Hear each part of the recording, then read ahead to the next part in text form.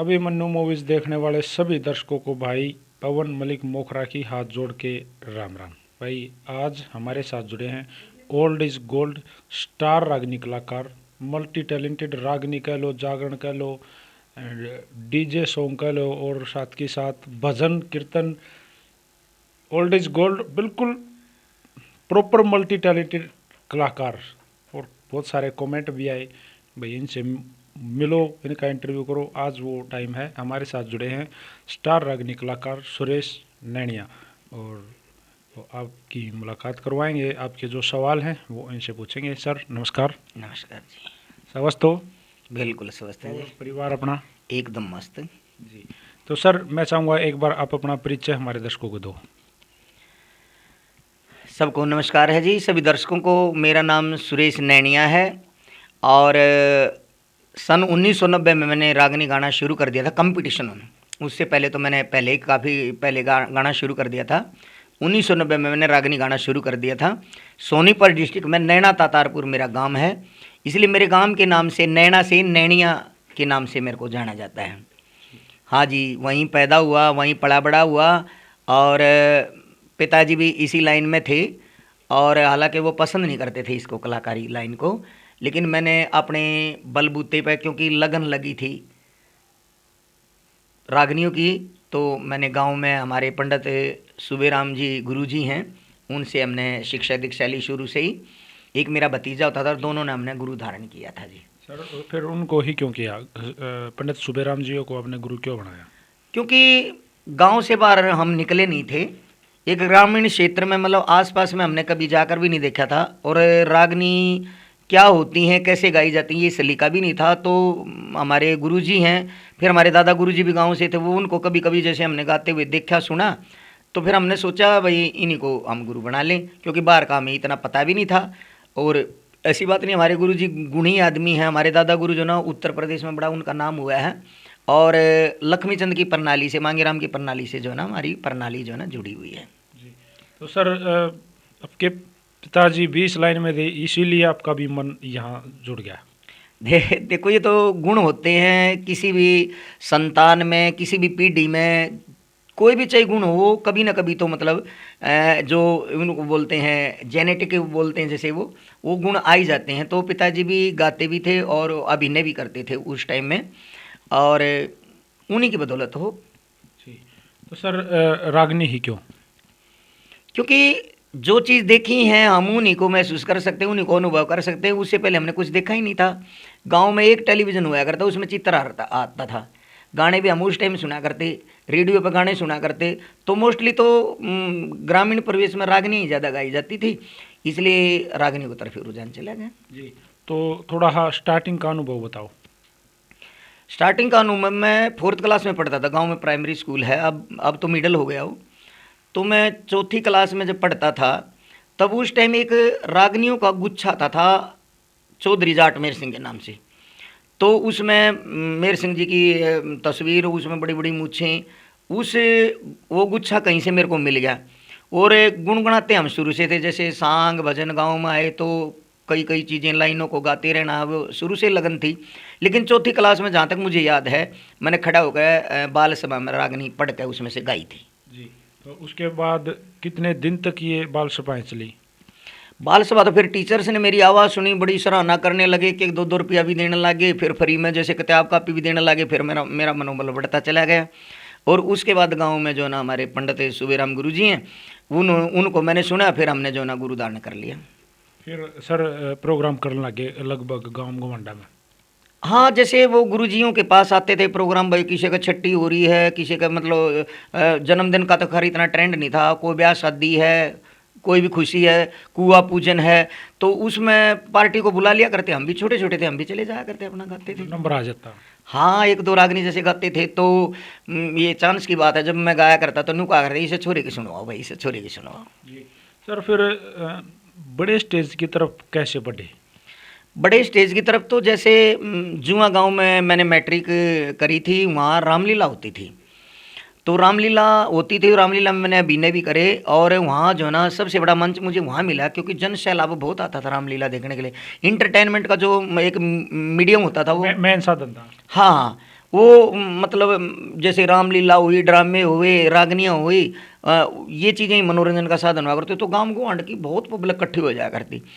तो वहाँ जो है ना, वो जो मेरे को मंच मिला इतने आदमियों के सामने गाने का, वो मेरा सबसे बड़ा मंच था। और जुआ गाँव को मैं अपनी कर्म भूमि मानता हूँ, आज भी मैं उसको नमन करता हूँ। जी। उसके बाद सर, जैसे कई कलाकारों के साथ पहली बार स्टेज पे मौका कब लगा? सबसे पहले जब मैंने 11th क्लास में एडमिशन लिया जाट कॉलेज सोनीपत में, तो वहाँ किसी ने, साथी ने बताया, रहा चल तने कंपटीशन दिखा के लाऊंगा। उससे पहले मैंने कभी कभी कंपटीशन नहीं देखे थे। तो हम शुगर मिल में वहाँ कंपटीशन हुआ था, वहाँ मास्टर सतबीर जी, पाले राम दैया जी, रणबीर बड़वासनिया और भी मतलब जाने पहचाने खूब नामी कलाकार जो है ना वहाँ गए थे, हम भी चले गए। तो वहाँ मेरे को एक भजन गाने का मौका मिला था, बढ़िया तरीके से मैंने गाया। जब मैंने देखा वह कंपटीशन नहीं होती, इतना जन सैलाब, इतनी पब्लिक आती थी, इतने बड़े बड़े कलाकारों से मैं मुखातिब हुआ, मेरे को बहुत अच्छा लगा। जी। सर कितने पढ़े लिखे हो? मैं BA BEd MA MEd MPhil net, sir ये मेरी क्वालिफिकेशन। देखो, मैं किसी रागनी कलाकार को या इस तरह को ये मत सोचियो कि मैं अनपढ़ कहूँगा, लेकिन जो ज़्यादातर गायन में जो घुस जाते थे वो पढ़ाई को लगभग शॉर्ट कर देते थे, छोड़ देते थे किसी कारण से, या उसमें ज़्यादा उनकी नीयत लाग जाती थी। तो आप फॉरवर्ड रहे इसमें। ये है जी, देखो सुनो मेरी बात है, मतलब एजुकेशन को हम किन्हीं शब्दों में जो है ना बांध नहीं सकते। एजुकेशन एक ऐसा क्षेत्र है जिसको मतलब ये कह सकते हैं अथाह समुंदर है। वो एजुकेशन ये भी हो सकता है कि एक कोई भी फील्ड है, जैसे सिंगिंग का फील्ड है, जिसके मन में वो भाग गया तो उसके लिए तो एजुकेशन वही है। मैंने ये सोचा था, मैंने साथ साथ एजुकेशन भी करनी और कलाकारी को छोड़ना नहीं है। मैंने ना ही एजुकेशन को छोड़ा और ना ही मैंने जो है ना मतलब इसको सिंगिंग को छोड़ा, और आज तक जो है ना मेरा सिलसिला पढ़ाई का भी नहीं, सारा चल ही रहा है। हाँ, आज भी पढ़ने का मन करता है। और इतनी सारी पढ़ाई लिखाई है तो चलो माता रानी की कृपा है, सरस्वती माता की कृपा है कि उसने मुझे इतना दिया, और मेरा पढ़ाई की तरफ से कभी भी मन ना हटा, ये सिर्फ उसी की देन है जी। फिर गवर्नमेंट जॉब? नहीं, गवर्नमेंट जॉब तो देखो फील्ड तो दो ही होते हैं जी, गवर्नमेंट का है और इसका नाम प्राइवेट है। ये 70% लोग जो ना प्राइवेट करने लग रहे हैं। मैं गवर्नमेंट में तो नहीं पहुंचा, ये मेरा सौभाग्य लगा लो, दुर्भाग्य लगा लो, लेकिन मैं अब BEd कॉलेज में प्रोफेसर हूँ, बच्चों को पढ़ाता हूँ। जी।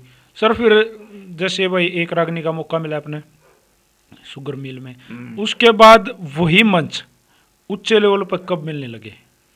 ऊंचे लेवल पे तो जैसे फिर मेरे को पता लगा, एक आटा कंपटीशन हुआ था जी, इतना जनसैलाब मैंने कभी नहीं देखा, जितनी पब्लिक वहाँ थी। और वहाँ ये मैना सोनोटेक वाले ये जो ना ये रिकॉर्डिंग करने के लिए गए हुए थे वहाँ, तो वहाँ इतना मतलब जनसैलाब था कि वहाँ पब्लिक कंट्रोल में नहीं हुई, वहाँ टिकट लगा रखी थी। उस टाइम में टिकट पर था वो प्रोग्राम, तो लोगों को एक तो ये गुस्सा कि बैठने की कोई व्यवस्था नहीं थी, और दूसरे टिकट लगा दी, तो लोगों ने वो सारा प्रोग्राम बिगाड़ ही दिया। वहाँ भी मैंने एक भजन गाना गाया था। उसके बाद वो प्रोग्राम जमाया ही नहीं, फिर लोगों ने टेंट वेंट पाट दिया, जिसका जो फंसा वो उठा ले गए, आग लगा दी और भाग रहे, सारे भागम भाग हो गए। तो बहुत भारी कंपटीशन था वो, लेकिन वो जम नहीं पाया था। अच्छा, ऐसा कोई कंपटीशन जो स्टार्टिंग दौर के जब मंच मिलन लगे और आप गाने गए हो और पब्लिक ने डिमांड करी हो वंस मोर? देखो पब्लिक की डिमांड तो ये है कि जब जब भी मेरे को सुन लिया ना किसी ने, तो डिमांड तो अपने आप पब्लिक का बड़ा प्यार रहा है मेरे साथ। भाई ये भूम का अखाड़ा है रोहतक में, वहाँ राजेंद्र खरकिया, सुनील दुजानिया, रणबीर बड़वासनिया, जाने माने कलाकार थे सारे के सारे। उस टाइम मेरी इतनी मतलब नहीं थी मार्केट, इतनी जान पहचान नहीं थी। और वहाँ राजेंद्र खरकिया के भाई वीरपाल खरकिया भी, सबसे पहले उनने भी वहाँ रागनी गाई थी। और मेरी एक रागनी बड़ी प्रसिद्ध होती, गुलाबों के बाबू। एक मतलब पत्नी अपने पति को समझा रही कि लड़की जवान हो गई है, तो समाज में हर जगह होता है। तो उस टाइम थोड़ा सा ये मानते थे लोग ये अश्लील है, लेकिन मैं उस रागनी को अश्लील नहीं मान रहा। एक पत्नी अपने पति के प्रति जो है ना, वो एक ये तो प्रकट करती है कि भाई उसकी बच्ची अगर जवान हो गई है तो उसने जो है ना उसकी टेंशन लेनी चाहिए, उसकी टाइम पे शादी करनी चाहिए। तो गुलाबों के बाबू तो गुलाबों की संभाल कर, तो वह रागनी मेरी बहुत मतलब लोगों ने पसंद करी। उसके बाद मैं सांपला कंपटीशन में मैंने वह रागनी गाई, डिमांड आई, उसकी स्पेशल डिमांड आई। और फिर मेरी जो है ना मैना कैसेट में रागनी रिकॉर्ड हो गई थी, जिसका टाइटल भी ये था गुलाबों के बाबू और लुगाई मार गई। सर वो गुलाबों के बाबू वाली 2 लाइन प्लीज, और उसी टून में। अच्छा, गुलाबों के बाबू तू गुलाबों की संभाल कर, 18 साल की होली तू जवानी का न ख्याल कर, जवानी के जोश में या भूल जाएगी होश के कर लेगा फेर, जवानी के जोश में या भूल जाएगी होश के कर लेगा फेर। उस टाइम ये गाना आया था, काली तेरी चोटी है परांदा तेरा लाल नहीं। और उस टाइम का जो कल्चर हम अगर हमारे हरियाणा का लगाएं तो उस टाइम नए नए जो गाने आया करते या पुराने गाने होते, गाना की धुन पे जो ना रागनियाँ होती थी, यही कंपटीशन था अपना। अगर कल्चर की अगर बात करें तो अपना कल्चर जो ठेठ हरियाणवी रागनी थी वो चुनिंदा ही कलाकार गाया करते। अच्छा सर, फिर उसके बाद सही मामला कद जम्या, लोगों में पहचान कब हुई और मंच पे जगह नॉर्मली एक तो आप जाकर बनानी पड़े या लोग बूझने लाग लिए वो टाइम? देखो 90 में जैसे मैंने शुरू किया ना, उसके बाद सिलसिला तो फिर चल ही पड़ा था। कैस्टें वगैरह भी मेरी आनी शुरू हो गई थी और ज़्यादा मार्केट तो ना कैस्टों के माध्यम से होती। श्रोता तक जो अगर आवाज़ पहुंचती थी ना, वो ग्रामीण जो इलाके में लोग रहते थे तो उन तक अगर आवाज़ पहुंचनी थी तो वो ही माध्यम था कि कैस्टें लोग खरीदते थे और वहाँ सुनते थे यो कलाकार कौन आ गया, यो कलाकार कौन आ गया। तो मेरी कैस्टें भी शुरू हो गई थी और जो ना कंपटीशन में मेरे इन्विटेशन भी आने शुरू हो गए थे। जीते कब पहला कंपटीशन कि जीते? देखो जीत हार की तो बात ये है कि कई जगह जो ना बढ़िया मुकाबले रहे हैं, कई जगह तो परिणाम में नहीं लकड़े। दो रागनी किसी ने गाई, दो किसी ने गाई और फिर तड़के जब गाना लगे तो रोड़े हो गए, तो फर्स्ट सेकंड का तो कोई मामला ही नहीं रहा। कई जगह तो ऐसा हुआ और कई जगह जो ना बढ़िया मुकाबले भी हुए हैं और फर्स्ट भी आए हैं। जी, कोई नामी कलाकार हराया याद है? देखो हार जीत तो मैं क्या कहूँ, हराना देखो मैं नहीं मानता, पढ़े लिखे आदमी है, मैं हराना मैं उसको नहीं मानता, क्योंकि हार का जो एक तरीका, एक जो सिस्टम होता है ना, वो सिस्टम इन कंपटीशनों का भी बना ही नहीं। ऐसी जो रागनी मैंने ठा दी, जिस धुन पर ठा दी, दूसरे कलाकार ने सुनिए नहीं हुआ धुन कदे भी और उसने फिर मिलाया भी दिया, उसको पता ही नहीं, तो क्या कंपटीशन हुआ जी? मैं इस कंपटीशन को बेकार मानता हूँ। आप कंपटीशन की परिभाषा बताओ फिर। ये कंपटीशन का मतलब ये होता है जी, देखो रागनी कंपटीशन की परिभाषा। हाँ। मैं सब कंपटीशन, कंपटीशन तो हर फील्ड में होता है, रागनी कंपटीशन की परिभाषा। देखो रागनी कंपटीशन अगर उस टाइम से एक सिस्टम बना के चलते हैं ना, रागनी कंपटीशन एक मुकाबला, भाई दो कलाकारों का अगर मुकाबला करना है तो उनको 10 धुन ऐसी दे दो, भाई इन धुना पे तुमने दोनों रागनी तैयार करके लेनी है और वह जो है ना कोई सा भी कलाकार जो उनसे ठा होगा उसने भरनी है। फिर उनकी रिदम देखो, भाई कि ताल में गा रहा है कि नहीं बंदा, सुर में गा रहा है कि नहीं, सुरीला है तो कितना सुरीला है, और उस धुन को प्रॉपर वे में गा रहा है कि नहीं गा रहा है, तो उसको मैं कंपटीशन मान लूँगा। अब कोई धुन में ठा रहा हूँ और दूसरे ने सुनी ही नहीं और फिर लोग क्लिकी मार रहे हुई हुई हुई, मेरे 20 साल रागनी गई, मेरे समझ में नहीं आई कभी। अच्छा, आपने मतलब इस जन सैलाब की या हुई झेली? हाँ खूब झेली है, तो हमने के झेली है तो दुनिया ने झेली है। लोग आता है, हमने तो डले भी लगते देखे, स्टेज पे सर पाटते देखे हैं। और वो तो वो डरे आप वाले स्टेज का न्याय? देखो अगर पब्लिक अब मेरे को सुन रही है तो मैं क्लियर बता देता हूँ, माता रानी ने मेरी बहुत लाज रखी है। जित लोगों के डले लगे उड़ा मैं कामयाब हुआ हूँ सबसे ज़्यादा। भिवानी डिस्ट्रिक्ट में एक गांव है जी, वो मुझे अच्छे से याद नहीं आ रहा है, उस गांव में जो है ना कोई कलाकार जमे ही नहीं। सबसे पहले वहाँ रागनी जो है ना मेरी जमी थी और वहाँ राजेंद्र खरकिया, सरिता चौधरी, नीलम चौधरी, नसीब सिंह कुंडू और मतलब नामी कलाकार थे वहाँ पर। सबसे पहले मेरी रागनी जो है ना वहाँ पर जमी थी और मैंने चंद्रबादी जी की रागनी गाई थी, वह चलो सखी बागा में रांझा पीरा है आज मेरे दिल में आया से, यह रागनी गाई थी। उसके बाद पब्लिक ने मेरी 4-5 रागनियाँ जो है ना लगातार सुनी और मेरे को बहुत अच्छा वहाँ से रिस्पॉन्स मिला। जी सर, उस टाइम पे जब आपका भी दौर आ गया था और बड़े नामी कलाकार हुआ करते, तो रागनी गाने वालों की रिस्पेक्ट पब्लिक में कितनी बार थी या स्टेज पर रिस्पेक्ट हुआ थी समाज में? थोड़ा सा उस बारे में बताओ। देखो रिस्पेक्ट की तो मैं बात बता देता हूँ कि रिस्पेक्ट अपना हरियाणा जो एक या बोली है जो अपनी, या इतनी मतलब एक स्टिक सी है, थोड़ी सी कठोर है, जो मतलब कहीं ना तो जैसे हम सीधी भाषा में बताऊँ तो वह बढ़िया ना लगती। तो प्रेम की जो बात है, प्रेम तो सब करा करते, जब स्टेज पे कोई कलाकार चढ़ गया तो ताली भी बजा करते लोग, ऐसी बात नहीं, रिस्पेक्ट करा करते। जैसे मास्टर सतबीर हैं, पाले जी हैं, सीनियर कलाकार हुआ करते, उनका रिस्पेक्ट भी आज भी करते हैं लोग, हम भी करते हैं, उनके चरण छूते हैं हम भी। क्योंकि पाले जी तो ये कहा कर रहे हैं, पाले राम दैया जी तो बोला भाई जब ये पैदा हुए होंगे जब तक मिला मैं इनकी छट्टी पे गा आया था, तो इतने सीनियर कलाकार हैं। पहली महिला महिला कलाकार कौन थी जिनके साथ आपने पहली बार गाया? पहली महिला कलाकार तो देखो जिनके साथ मैंने गाया वो थी भी पहली है। हरियाणा में अगर किसी लेडी ने साहस करा ना रागनी गाने का, बहुत प्रतिष्ठित परिवार से थी मैडम सरिता चौधरी।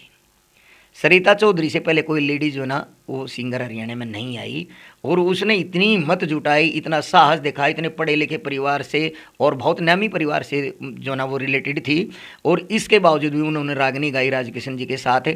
और फिर मुझे भी जो ना जब मैं कॉलेज में गाया करता, कॉलेज में जब मैंने एडमिशन लिया तो सबसे पहले ड्यूट रागनी मैंने सरिता चौधरी के साथ। कितने दिन उनके साथ? सर उनके साथ तो मैं क्या बताऊं, काफ़ी साल तक मैंने उनके साथ ड्यूट रागनियाँ गाई और बड़ा आनंद आता था। अपने आप को मैं गौरवान्वित महसूस करता था। मेरे लिए तो सरिता चौधरी ऐसी जैसे मैंने लता मंगेशकर के साथ गाया हूँ, तो बड़ा अच्छा लगा मेरे को उनके साथ है। और काफ़ी उन्होंने मेरे को मोटिवेट भी किया और मुझे बार बार जो है ना मंच जो है ना दिलवाने का जो है ना काम काफ़ी काम किया उन्होंने। सर जैसे हर फील्ड में कोई ना कोई किसी का बेस्ट होता है, किसी न किसी को सुनता है। सर आपका भी कोई बेस्ट रागनी कलाकार था उनके मामा जी, इनको आप सुनना बहुत ज़्यादा पसंद करते थे? देखिए मैं जहाँ तक बात करूँ, मास्टर सतवीर जी हैं, पाले जी हैं, देखो उनका तो मैं कहीं मुकाबला किसी के साथ मानता नहीं। उनके साथ तो मैं एक अगर बात है उनको हटा के करूँ तो जो बेस्ट आवाज़ और जिसको सुर का ताल का ज्ञान था है आज भी, जैसे भाई सत्य फरमानिया मेरे सबसे पसंदीदा कलाकार हैं, और राजेंद्र खरकिया। मतलब ये नहीं कि उनकी रागनिया के बोल क्या है, ये नहीं, उनके सुरीलेपन के कारण और उनकी जो एक गायन है, जो उनकी गायकी थी, हाँ, वो आपको पसंद? वो मुझे दोनों कलाकार मेरे फेवरेट हैं। सर किस कलाकार ने बहुत ज़्यादा सपोर्ट किया, मतलब कैरियर को आगे लेके आने में? सुरेश जियों का सपोर्ट किसने किया? मेरे को सबसे पहले तो देखो मैं बात बता देता हूँ, जब हम कॉलेज में पढ़ते थे तो सबसे पहले मैं राजकिशन अगवानपुरिया जी के पास गया। उन्होंने मुझे कहा भाई मन तो देख गाना तय आवे है थोड़ा बहुत, पर मैंने बजाना बजाना कुछ नहीं आता, गढ़वा बजाना होता मैं वो सिखा दूंगा। माजना जी हमने तो गाना के आपकी गिला रहना हमने तो उनके आखिरी टाइम में जो ना 1 साल मुझे उनके साथ रहने का मौका मिला। और सबसे ज़्यादा अगर मुझे मोटिवेट किया और मुझे मार्गदर्शन किया वो सरिता चौधरी ने मुझे बहुत ज़्यादा शुरुआती दौर में, फिर उसके बाद पासी नैयर ने भी मेरे को बहुत ज़्यादा सपोर्ट किया। ये दोनों जो महिलाएं हैं ये मेरे घर परिवार से रिलेटेड भी हैं, हमारी रिश्तेदारी में भी हैं, और इन्होंने मुझे सबसे ज़्यादा जो ना सपोर्ट किया। जी जैसे आपने राजकिशन अगवानपुरिया का जिक्र कराया, स्वर्गीय श्री बहुत टॉप कलाकार हुए हैं, हरियाणा में बहुत बड़ा नाम हुआ है। सर कैसे स्वभाव के इंसान थे वो एक मस्त मोला इंसान थे, और गायकी का तो उनका जवाब नहीं था। जैसे ही मुंह खोलते थे ना ऐसा लगता था, मतलब ऐसी आवाज़ निकल कर आती थी अगर जैसे कमाल है। एक दिव्य जो एक शक्ति होती है ना, इस तरह से किसी जैसे दिव्य शक्ति ने अंदर से आवाज़ निकाली हो, आवाज़ इतनी बढ़िया थी उनकी। और कई बार मैंने जो ना उनके साथ ड्यूट रागनियाँ गाने का भी जो ना वो सौभाग्य मिला, मैंने गाई उनके साथ। सर फिर आपने अपना जो सफ़र था ना वो रागनियत से, जो मैंने आपके बारे में सर्च करा, आप जागरण की साइड, जगराते इनकी साइड मुड़ गए। सर वो दौर बताओ और क्यों इस साइड आए? मैं 2002 में गांव छोड़कर शहर में सोनीपत में आ गया। यहाँ मैं प्राइवेट स्कूल में पढ़ाता था। मेरी नीड भी थी अब भाई, मतलब मैं गाऊँ बजाऊँ ज़्यादा से ज़्यादा और पैसे जुटाऊँ और शहर में जो ना मेरा जमावड़ा हो जाए। हाँ, गुजर बसर चाली जा। हाँ जी हाँ जी हाँ जी। तो पास में जहाँ मैं रहता था रेंट पे, 7 साल मैं रेंट पे रहा। पास में जो ना कीर्तन मंडली होती थी, पंडित सूरत जो ना होते थे इधर सोनीपत में ककरोई रोड पे, तो उनके साथ भी मैं जाने लगा, जैसे कीर्तन वगैरह गाते थे। फिर उसके बाद फिर मेरे को प्रदीप चंचल हैं एक जागरण पार्टी के बहुत हाँ वरिष्ठ कलाकार हैं, उन्होंने जो है ना नरेला में सबसे पहले मेरे को प्रस्तुत कराया। वहाँ मैंने जो है ना कीर्तन में जगराता था, बहुत बढ़िया था। वहाँ मैंने जो है ना अपनी प्रस्तुति दी। हरियाणवी पोशाक होती है जब मैं गाता हूँ, तो उसके बाद फिर मैंने मुड़ कर नहीं देखा। दिल्ली वालों ने मेरा ऐसा हाथ पकड़ लिया कि फिर मेरे को मुड़ कर देखने की ज़रूरत नहीं पड़ी। और आज मुझे अब फरवरी में जो है ना मुझे 20 साल हो जाएंगे। माता रानी ने ऐसी शरण दी है बूढ़े बाबा ने कि बहुत गजब का काम चल रहा है, कोई दिक्कत ही नहीं रही। कहते हैं ना, मेरा आपकी कृपा से सब काम हो रहा है, करते हो मेरी मैया मेरा नाम हो रहा है। सर उसके बाद जैसे जो आपने कहा फुल पोशाक में आपकी ड्रेस सेटअप होता है, ये आइडिया किसने दिया कि यार ड्रेस पहन के जाओ कुछ अलग लगेगा? देखो आइडिया किसी का नहीं था। जैसे कॉलेज में जो फंक्शन वगैरह होते थे ना, उसी में जो हमारे, मैं उनको गुरु ही मानता हूँ और मेरे गुरु के समान ही थे, मैं गुरु जी ही कहता हूँ। सूरज प्रकाश जी जो पब्लिक रिलेशन में थे, वो हमें कॉलेज में सिखाने के लिए आते थे। तो हरियाणवी ड्रेस पहनना शुरू में उन्होंने हमें सिखाया, और गायन का भी उन्होंने काफ़ी जो है ना हद तक हमें सलीका सिखाया। और वहीं से जैसे ड्रेस पहनी थी तो मैं शुरू से ही मतलब वो ड्रेस पहन के गाता था। किसी ने नहीं, ये मेरे को नहीं बताया कि भाई तू हरियाणवी ड्रेस पर इसमें क्रेज़ होगा ये होगा, मैं शुरू से ही पहनता था। तो वो ड्रेस पहन गई, मेरा गाने का शुरू से ही वो था, मैं गाता था ड्रेस पहन गई। तो सर सबसे ज़्यादा जब रागनी गाई तो किन किन कवियों को ज़्यादा आपने समझा? मैंने ब्राह्मण जगन्नाथ के भजन मुझे बहुत अच्छे लगते थे। उनके ही भजन जो ना ऑलमोस्ट मैंने गाए। शुरू में जैसे एक भजन गाता है, कोई भी कलाकार गाता है, तो मैं जगन्नाथ जी को प्रेफर करता हूँ। उन्हीं के भजनों को जो ना मैं आमतौर पे गाया करता था। मसालेदार रागनियाँ भी गाई? हाँ मसालेदार, देखो दौर होता है तो कोई ना कोई दौर होता है। शुरुआती जो दौर था ना हमारा 90 का, जब भाई राजेंद्र खरकिया, सुनील दुजानिया, रणबीर बड़वासनिया, ये सारे जो ना मेरे टाइम के कलाकार हैं सारे के सारे। और उस टाइम पर जो ना थोड़ी सी चटपटी रागनियाँ बोलते थे उनको, तो चटपटी रागनियाँ गाते थे। मैंने भी गाई, ऐसी बात नहीं है कि नहीं गाई, लेकिन एक मर्यादा है, मर्यादा की सीमा में हमने रह के रागनियाँ गाई। किस कलाकार के साथ कंपटीशन करने में उस टाइम पे आपके मन में रहता था? कई बार सोचते यार उसके साथ कब कंपटीशन करने का मौका मिलेगा और मज़ा होगा, मैं उसको मतलब मान लो भाई मैं उसको कड़ी टक्कर दूंगा, मैं अपनी गायकी का पूरा हुनर उनके ऊपर बखेरूंगा। तो सर कौन था वो?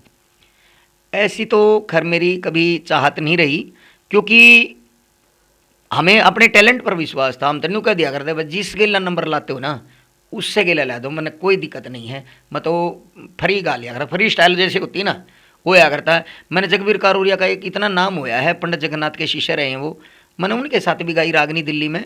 ये है अपना जमुना बाज़ार में, वहाँ गाई मैंने रागनी।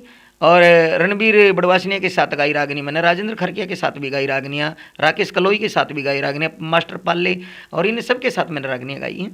जी, कोई एक प्यारा सा भजन जो आजकल आप डेली गुनगुनाते हो, रोज जाते हो, आपने बताया जागरण पार्टी आपकी अपनी है और आप जाते हो, तो सर कुछ खास प्लीज़ और उसी लहजे में। ये हमारे सोमवीर भाई हैं रुखी गांव से, बहुत अच्छे राइटर हैं।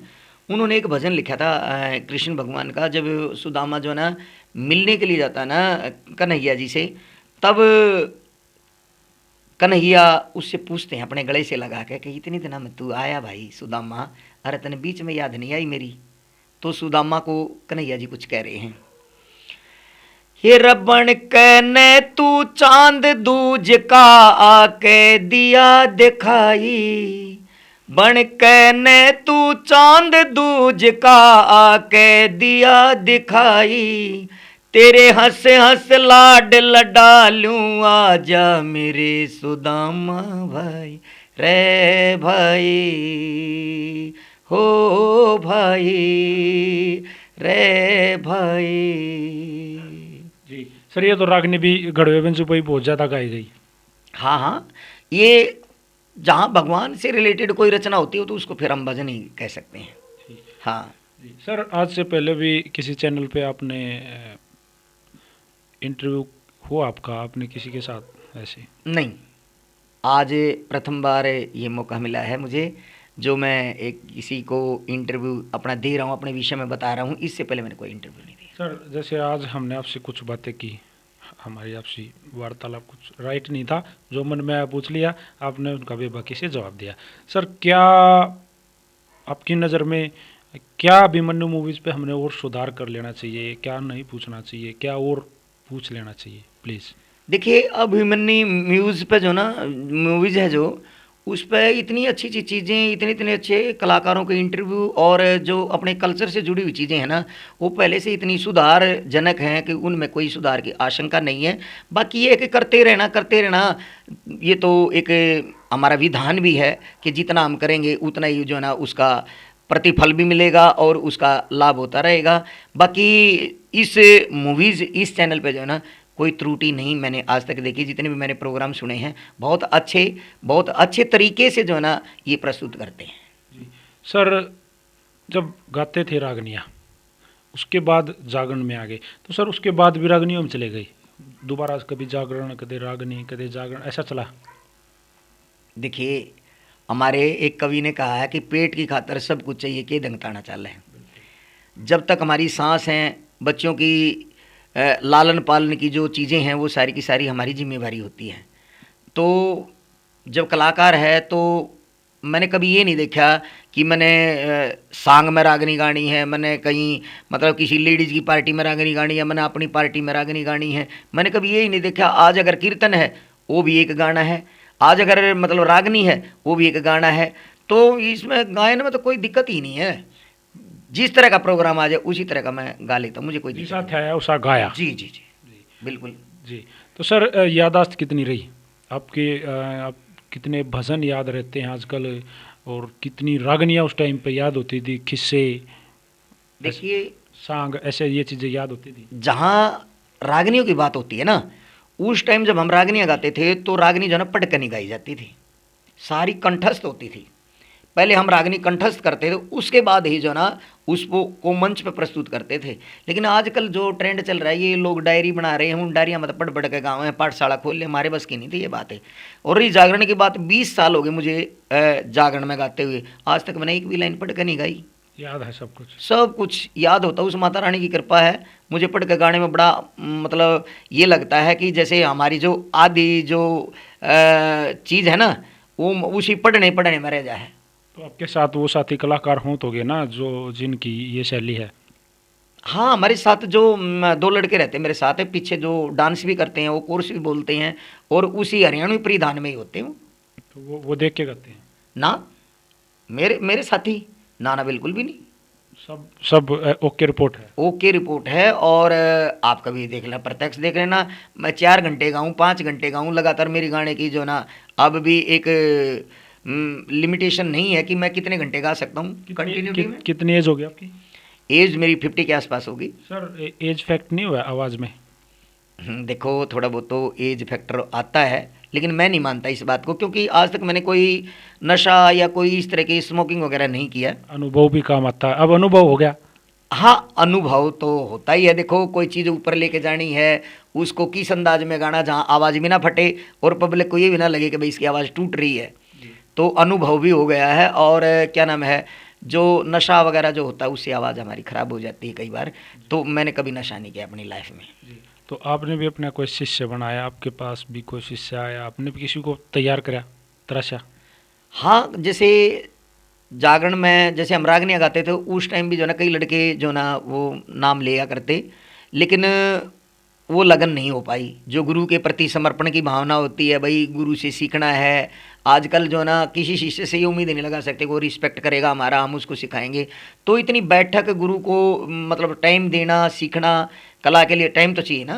वो पहले वाली हवा नहीं रही। हाँ ना, वो पहले वाली हवा नहीं रही है, जो रामकेश जी ने कहा है कि भी वो हवा और वो पानी नहीं रहा, सब कुछ बदलता जा रहा है। सब मतलब का जमाना है। हाँ हाँ हाँ, बस बस ऐसा है।